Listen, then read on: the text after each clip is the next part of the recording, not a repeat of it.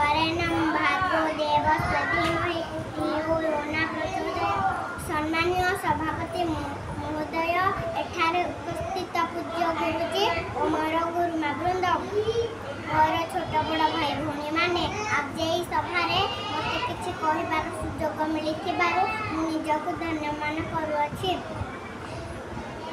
आम जन्मभूमि भारतवर्ष दीर्घ 200 वर्ष धरि इंग्रेज मानक शासन अधीन थिला। इंग्रेज माने भारतवासी को चाकर पर खटाउथिले। 1947 मसीहा अगस्ट भारतर लोक मैंने खाइबा पिंधा पाउन। 1947 मसीहा अगस्ट मास 15 तारिख दिन आम देश स्वाधीन लाभ करथिला।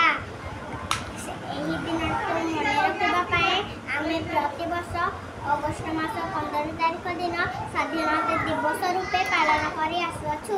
मुझे कही मोर वक्तव्य शेष कर।